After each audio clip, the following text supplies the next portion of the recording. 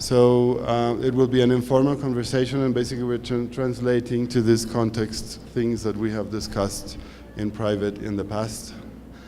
We're going to start with me asking a couple of questions, and then probably asking each other questions, mostly, as was said, related to the relationship between the artist and the institution. Me being the institution and Haegue being the artist in this case. As we discussed earlier, I want to ask a simple question, or a very direct question, to start off the conversation. You make a lot of shows every year, and I want you to tell us a little bit about why you are so invested in making this incredible volume of exhibitions all around the world, constantly. I have seen your exhibitions schedule several times. It's always quite intense. It's a lot of work, and it's a lot of focus. I want to know why this is important for you. First of all, I have to complain first. When Juan asked me to give a talk in Colombia or Bogota, I asked him, like, who will come to listen to my talk? And he said, I don't need to worry about it. Like, what do you think who I am in Colombia? But this is the situation that. This is the relationship between the institution and the artist, I think. But yeah, now I know that I should trust, but then I should not expect too much. Yeah. But anyway, thanks for coming, and then we try to make an interesting conversation, and I take every opportunity seriously.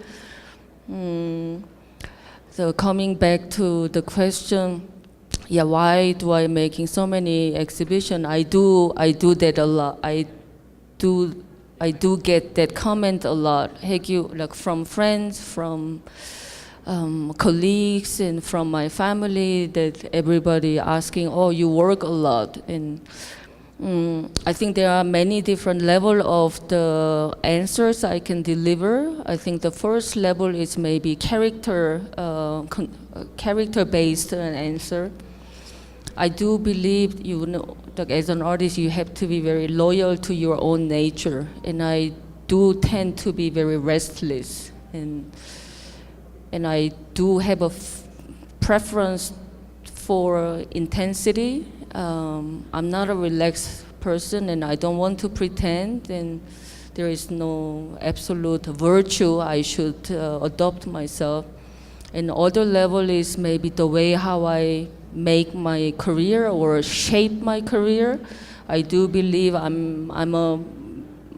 if I ever have a position in the art world, I think I do have a position which was very much shaped by the institutional support and the institutional landscape, and which means making an exhibition is a growing process. Each exhibition I do get the critical starting point, research ground, and without that exhibition I will stop growing. And you know, this combination between me being very restless person and very eager and maybe even obsessed to grow and make a step, and I'm just curious what would come the next, and each invitation has been, yeah, unique in the sense, and even still now. Well, we talked before coming here today. We talked about the difference between being an artist and being an artist that exhibits consistently, right? I mean, I think there is, from the perspective of the museum or from the perspective of a curator, an artist develops a relationship to the audience, to the space, and to their own work that you just said grows as the exhibitions take place. I can see how I compare it to teaching. When you have to teach, the more you teach, the clearer you are in your ideas. Your ideas in your head have to be clearer. The way you communicate, your ideas have to be clearer. You have to convey a message to people, people who are some more knowledgeable than others, some more receptive than others, and so on. So maybe this is something that you can also talk about. How has it changed for you, if you can remember, from the moment where you were an art student thinking of doing art, and the moment where you were confronted with your work in an exhibitions, and what happens to your work when it's in the exhibition space and the exhibition opens, and you know you cannot move anything anymore for the next 3 months or 4 months. What is this?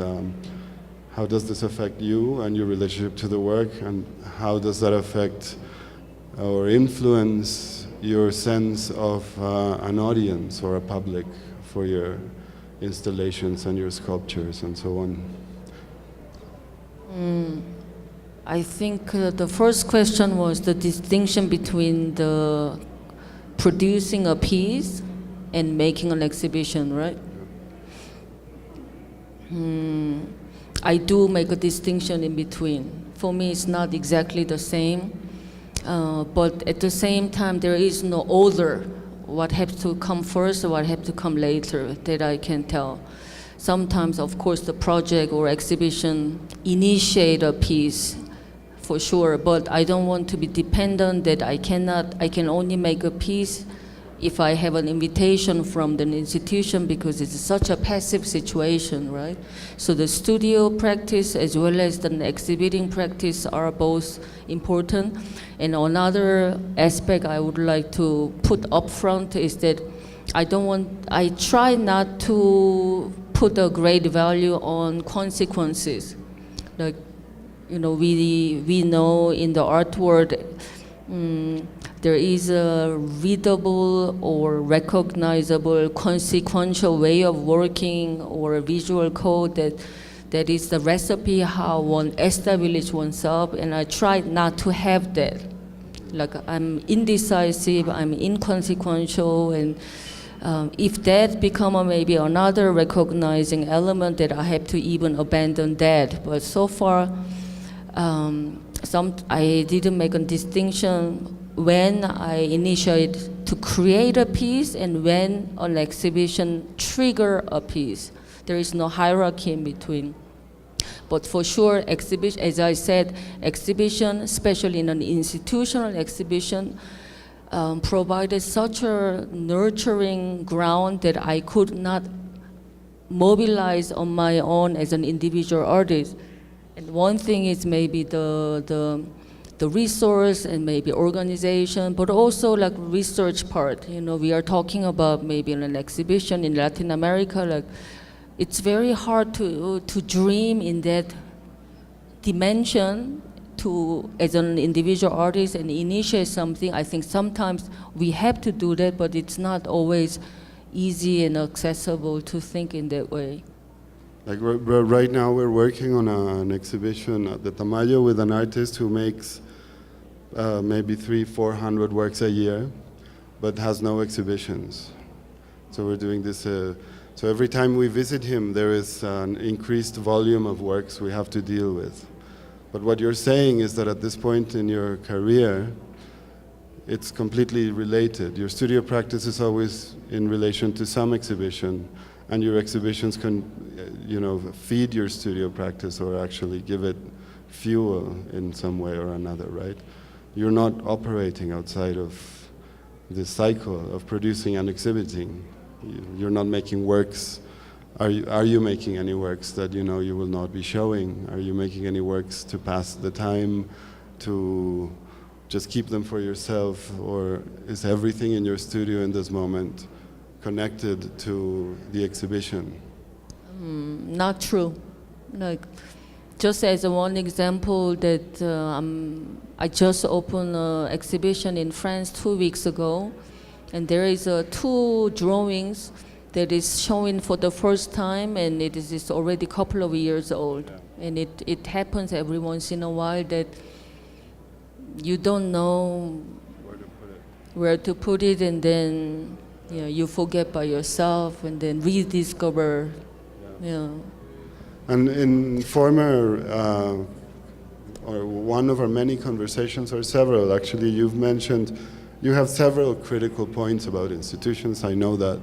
But one of them that came up when we started talking about our show was that you didn't want to show, you didn't want to do an exhibition that just landed in Mexico outside of the context. You always make an effort to make your exhibitions relate in one way or another to the place, but it's not a research that is necessarily based on the history of the place. It's not that straightforward. So maybe you can tell us a little bit about how you relate to those sites where you just had a show at the Ludwig Museum, but then you will have a show in Korea, and then in the future will be in Mexico, perhaps other countries in South America, maybe Colombia. So how is that process for you?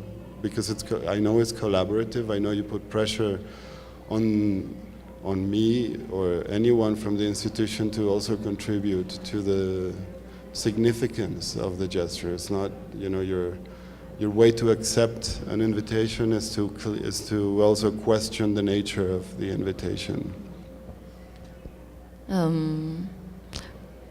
I hope I'm not expressing myself too much negatively, but I think I do have to acknowledge that I'm, in a certain level, very demanding artist in our time, that if I want some level of commitment from the institutional side, that because an institutional exhibition is often a venture that only has a very limited duration. It's not the same relationship you have with a gallery that goes over certain decades, etc. But then again, what can we actually build within such a short amount of time as a unique experience that has to be even mediated to the public? When we are talking about institution here, I think we are talking mostly about the public institution.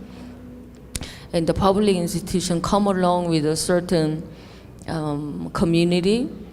It could be citizen, it could be the people, it could be the taxpayer, different notion of the community you can describe, and they are there, as well as the hardware of the institution. It's the software, hardware, it's there, and that's what I can pick up and work with. Now I'm a bit lost. What was the question? Well, it's grounded. Let's talk about the Ludwig show. Maybe give us a little bit of an idea of how this show came, because we were both there, so I can respond to it. Which is actually running right now on the screen. So this show was massive, but it also had these interesting, maybe we can freeze here for a minute, the image. Had these interesting architectural devices and these objects that are kind of anthropomorphic, and that's how you enter the show. And then you go into other kinds of practices that you have, collage, but collage is made out of patterns that you produce and so on. But so what was the what was the nucleus of this show? How did you start thinking about it? How was it? How did it matter that it was at the Ludwig? You had worked with Yilmaz, who is a director there. You had worked with him before, so maybe as a concrete example to ground some of what we're saying. Maybe I start with the exhibition title, which is ETA. It's an abbreviation of estimated time of arrival. I think some of young people might be more acquainted with that term. When we Google our destination and then it says estimated time of arrival by walk, by car, we constantly measure and assume and presume when will be our arrival, when is our destination, and the sense of being on the road, being in a transitory place between the departure and the arrival, that was the kind of leitmotif, because this exhibition at Ludwig Museum was supposed to be so-called a survey show. So it's not a project-based exhibition invitation. The invitation was specifically about build a first survey exhibition of 25 years old practice. So the metaphor I often gave to the press, what has been my approach was, at some point I realized my practice has grown. It was grown out in a form of jungle, like there was some vitality in a good sense, but in a negative sense, it was too wild, you know, like people maybe could be easily lost in that beautiful jungle. You sense the jungle, but then you don't know how to navigate and make some sense out of it. And making a survey show is making a trail in that kind of wildly grown landscape. So you provide a possible reading of someone's practice. So it was a very particular invitation from the Ludwig, and I think it made sense, as you said, the exhibition curator / the museum director knew me as a person, and as well as my practice. He was regarded, or is regarded, as one of the early supporters.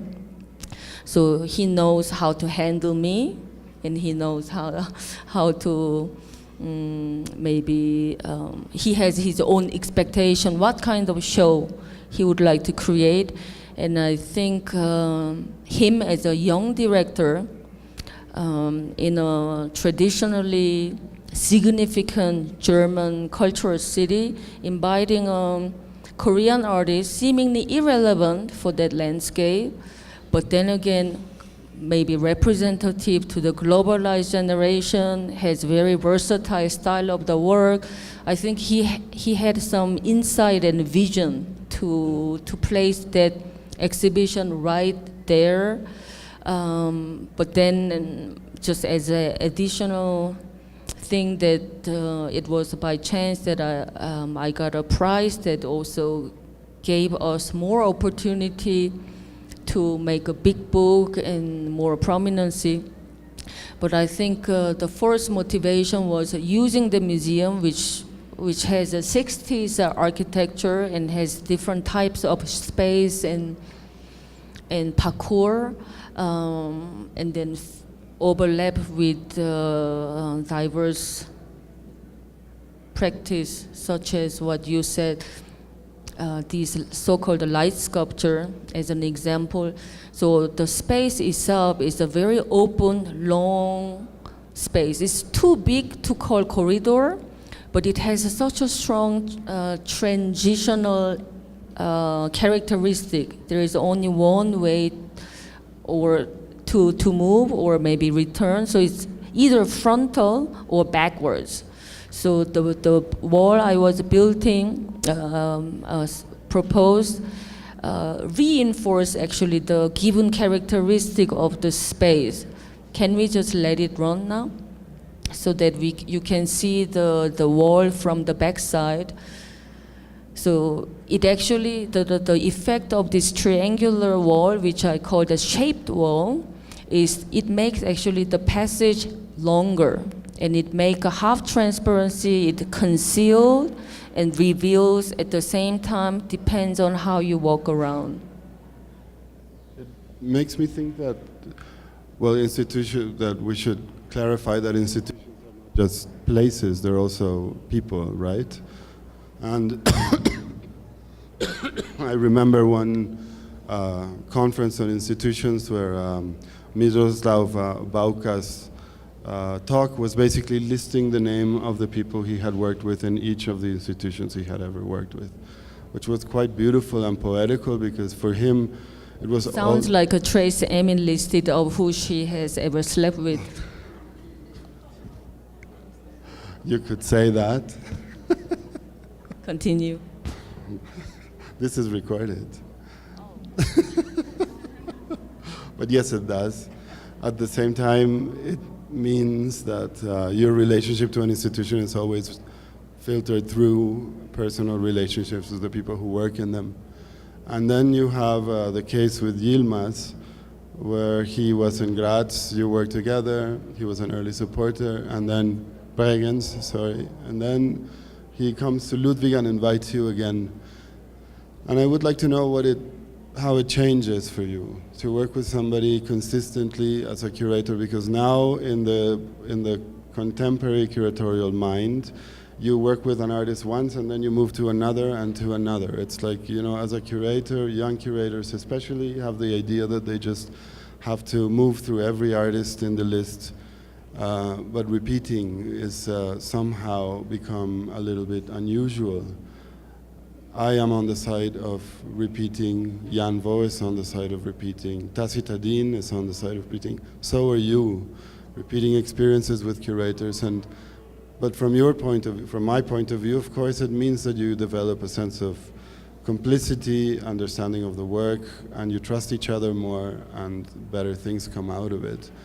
For the museum, from the point of view of the museum or the institution, it also means artists that support through you the institution you're representing at the moment. Because working with a curator, or it's also a way of supporting a certain place. If you disagree with the place, you just won't do it, clearly, right? But from your point of view, how does that work for you to have this long-standing conversation and occasionally having a show come in between, you know, or appear out of these relationships with curators you have worked with in the past? I also think a lot about the relationship I'm building up with so-called art professionals, because my life takes place so much in the art world, and I have to think about it because that's 99% of my life, and which is not unimportant. And recently I was thinking about, you know, a lot of people divide the normal friends and the friendship with the art professional, and I don't have the division. I'm someone who try to be very proud on the friendship with the art professional, and I always deny that it is not less valuable or genuine because it has something to do with the professional relationship as well. And that's also based on another personal philosophy, that I don't divide the work and the space outside of the work. I think the rest and the exhaustion and the joy and even the relaxation should take place within the notion of the work. And I mean, me as an artist, and the same goes on the human relationship, that the friendship, I mean, which is very unique to the human being. I mean, the animal interact with each other, but they interact with each other out of the necessity. It's for the survival and for the necessity, socializing to survive, but it's not, you know, like what human being can generate and enjoy. And that particular, and within the particular nature of friendship, like this colleagueship, I define it, it only makes sense if we build together some kind of reality. And it's very strange for me. I was someone, as an artist, always talking about the abstraction, but recently I keep talking about the reality and the quality of being real. And at the end of my long struggle, what kind of friendship I do have with this art professional, who we obviously sometimes even compete, or as you said, we are just nothing but a complacent in a societal sense. But at the same time, I think we build some kind of reality together that can be shareable for the bigger amount of the people in the society, and therefore I can still call it like friendship, because it's not only built for the profit, prominency, career. It's more about the reality that finally became shareable and offered to share. Should we ask if they have questions now? Okay, so we're going to see if there are questions from the audience now. Otherwise, we can have another 2 or 3 more exchanges. But if any of you have a question to ask, don't be afraid. Nothing? Christian?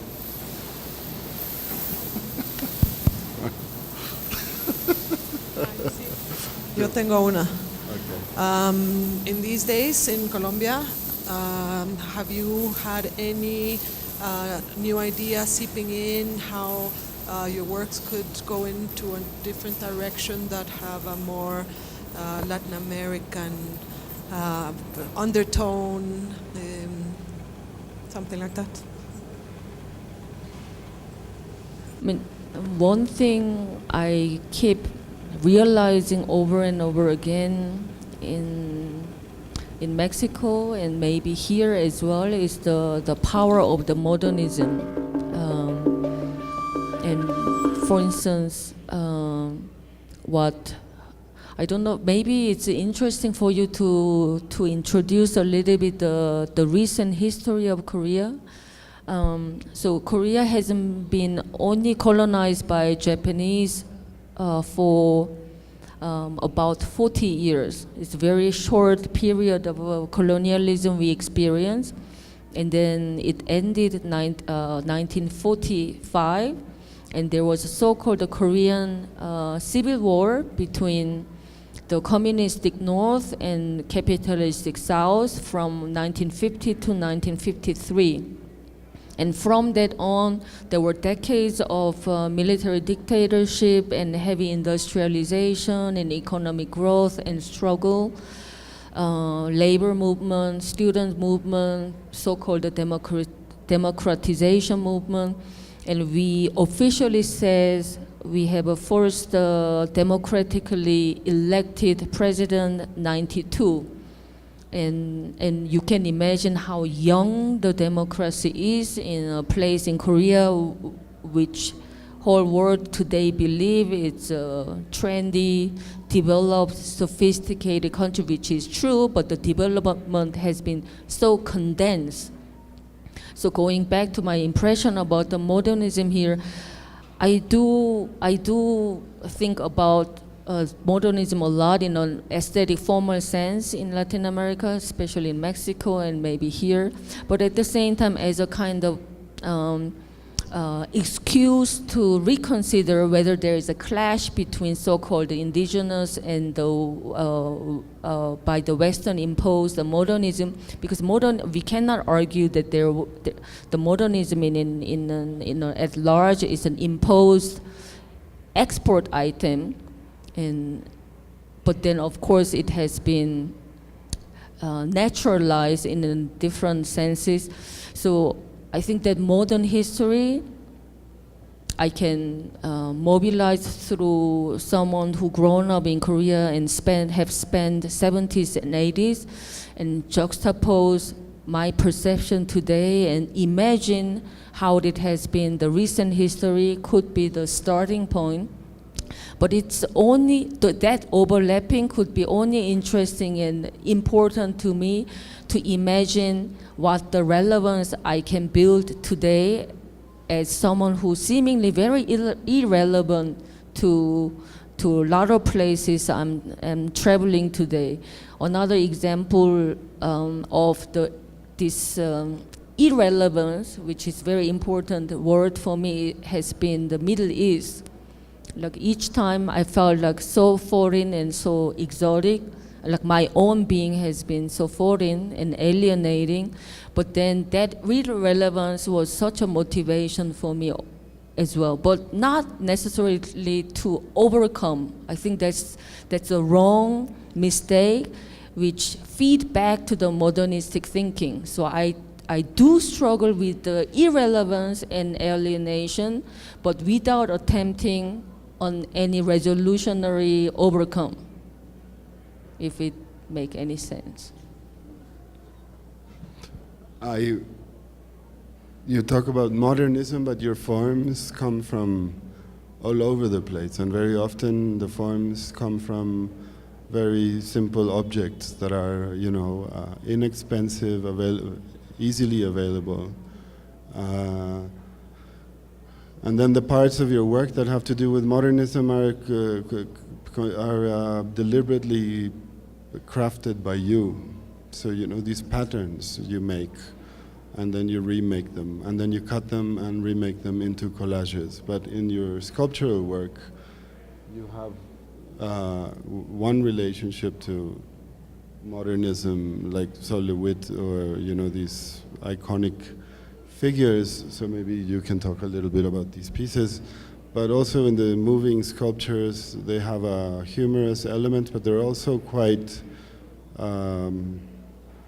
cute in a way. They're kind of endearing more than cute, and they have cables and light bulbs and chairs disassembled into wheels to give them wheels and things like that don't really evoke modernism so much. So maybe there are two things there that you need to, or you could clarify a little bit about your practice. I think you forgot already. I don't clarify. I leave it that. You know, I leave it that there are, in one hand, everyday objects. There are like people used to call it like glamorous trash, like the way how I work with like object from the market, and but then there are a very rigorous way of working with conceptual way, but as well as industrialized object that I let the other people produce. So I try not to tame the method, material, as well as the mode of thinking. Sometimes it's the expression and then shamelessly visually impactful. Often it's very reduced and modest and conceptual. I think this inconsequence is another important character that I would like to keep for myself. Why I'm talking about? I don't know. Yeah. Any more questions? Preguntas? We were that clear. That's good for us. Maybe it's the last I ask you something. That's fine. Because we presented ourselves as if we know each other very well and as if we have done many projects, but we haven't done any project yet. Like zero relationship and complete unknown person. Yeah. Officially, we have no record of common project, so we are clean.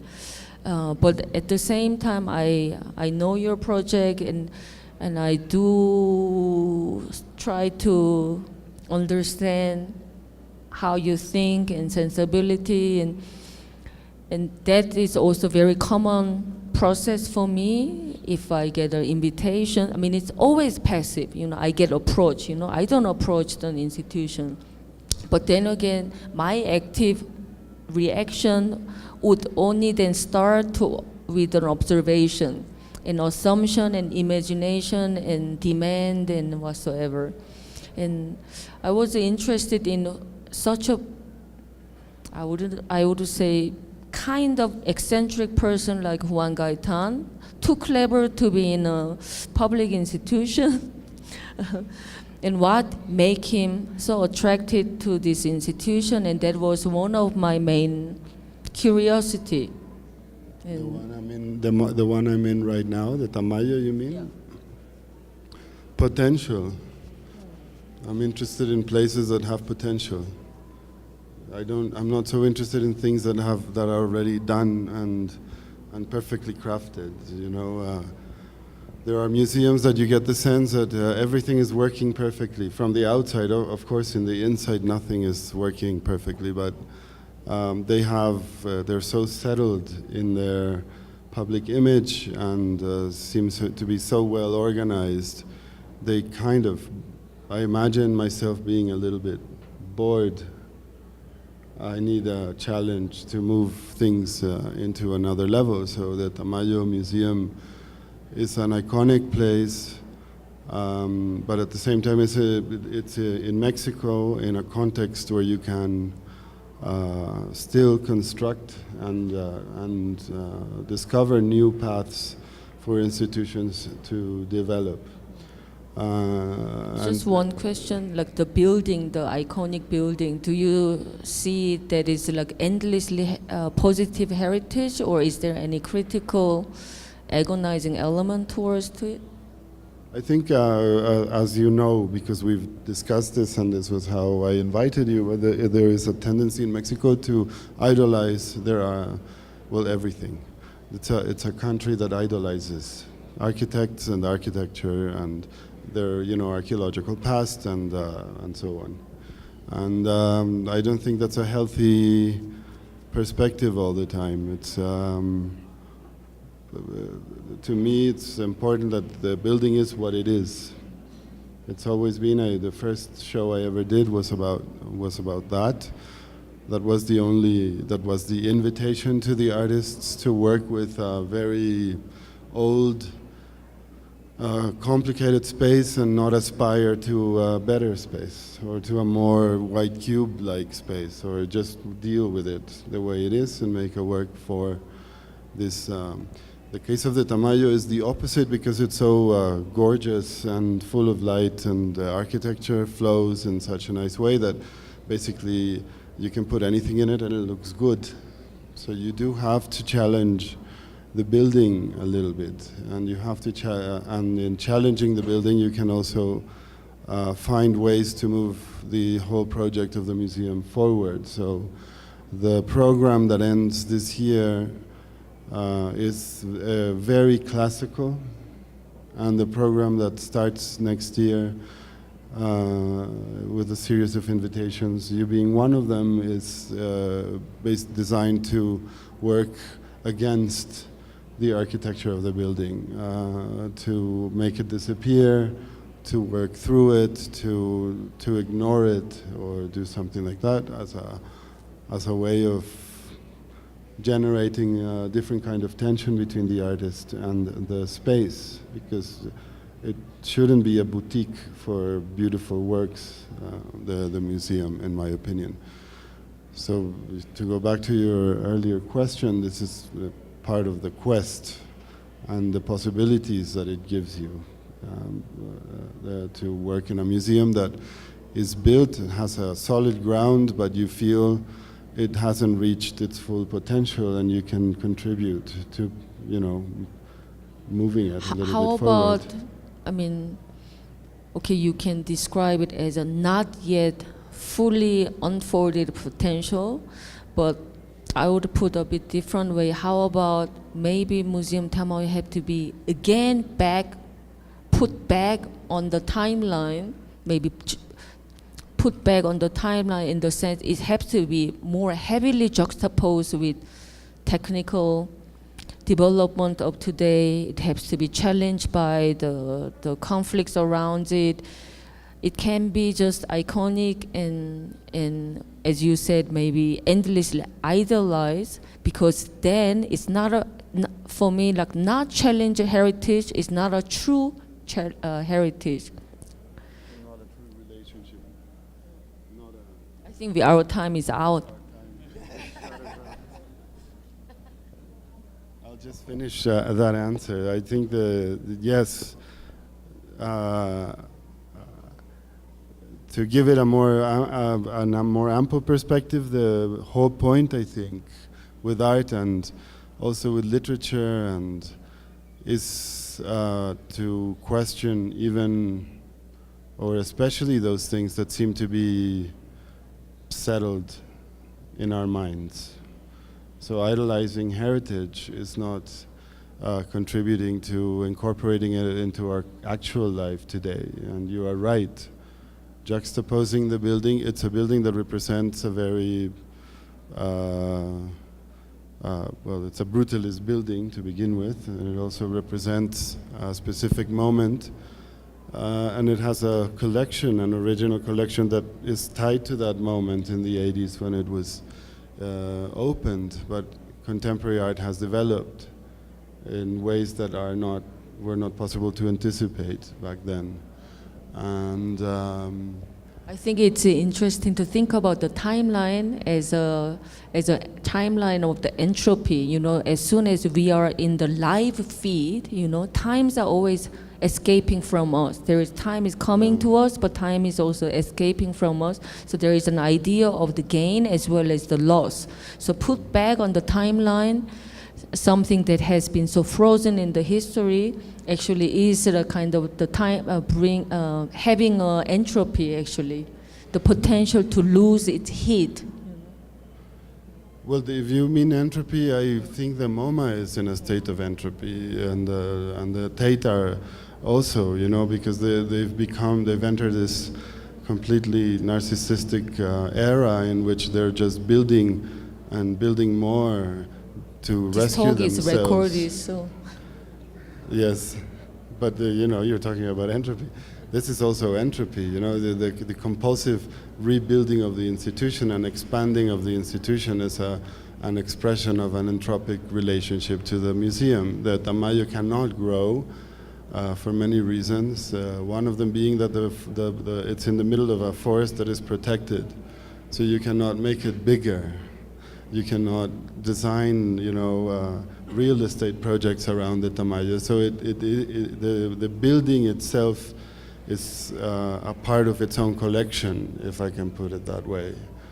So there are sides to entropy, and yes, and this is recorded. There's a question. Finally.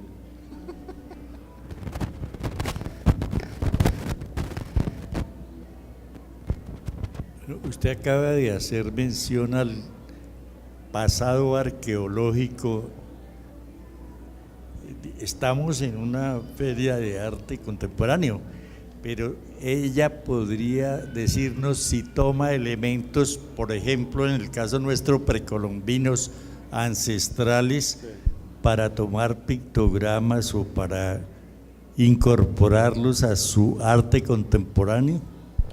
It's a specific question.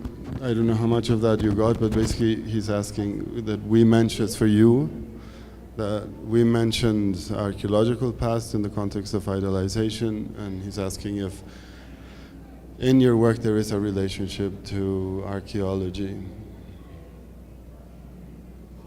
You know, maybe in the sense. Yeah, I would say yes, but sense. not connection to the archaeology. I mean, just in terms of the timeline, there is a reaching out moment to the so-called the past, but the very particular narrative in the past, which I call the pagan culture. When I look into the Western society, you know, in the Western society, the major narrative has been struggling through and with Christianity, and what has been like, how do you say, like marginalized has been so-called the pagan culture, and in the broader sense, like what we know as a folk culture, you know, folk art, folk culture, which has something to do with the notion of the past, but in the connection with the people and the place, and that I has been busy last couple of years. So there are a series of exhibitions titled Quasi-Pagan, Quasi-Pagan Serial, Quasi-Pagan Modern, Quasi-Pagan Minimal, etc. Maybe let's leave it at that, because explaining the full narrative might be too long. Because there was another question, no? Maybe quickly to put, while she reaches the, it's important to mention the difference between our Western relationship to archaeology and the relationship to the past in Asia, which is not so tied to the object but to a certain ritualistic way of doing things, which does have something to do with your work. It's not the object that is valued as much as the craft in many cases. But there was actually, Christina. I was actually thinking about that, and I wanted to ask you how traditional ways of working in Korea, or traditional crafts in Korea, or ways of working in craft in Korea have a role in your work, or how, or if it's part of your work somehow. I think the tradition as a key word has been also quite a topic in the last couple of years, even in contemporary art. Tradition often like in the history, but also like craftsmanship or different form of like ritual and religion, belief system, etc. In my case, I think it manifests as a contrast between the working with the labor-intensive craftsmanship-based production in sculpture, or more abstract industrial material-based outsourced production.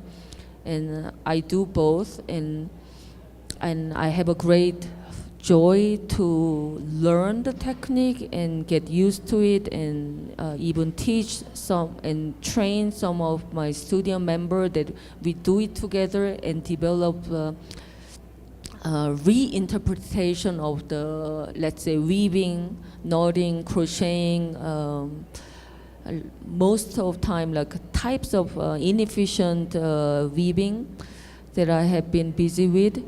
But in general, I think I do enjoy doing that because it also brings me back to my, one of the aspects that also define me as a Korean, that as a Korean, you are so familiar with discontinuity. I think a lot of artisanalship in Korea is completely died. It just doesn't exist. If it ever exists, it only exists as a very prominent craftsmanship, you know, like as if you are the royal carpenter of the court. But whatever actually I want to do, supposed to be everyday craftsmanship. Every housewife used to know how to design a cushion and make a needlework, and that commonality we actually have lost. And not because the society got faster, but I think the some history, some regional development has been full of discontinuity, and have busy with those craftsmanship like as a hybridity is a kind of my commentary about the discontinuity. And I got very conscious about it when I got to familiarize with a lot of artists from Lebanon, strangely enough. The way how they related themselves to the notion of the document has a lot to do with the constant loss and destruction of their country. I found it very fascinating how one loses, but then it also develops the counterbalancing. Yeah. Okay, well, it was nice to meet you. Thank you for being here. We're gonna, I think everybody's running late, so we're getting signs that we should move on. Thank you very much, and see you next time.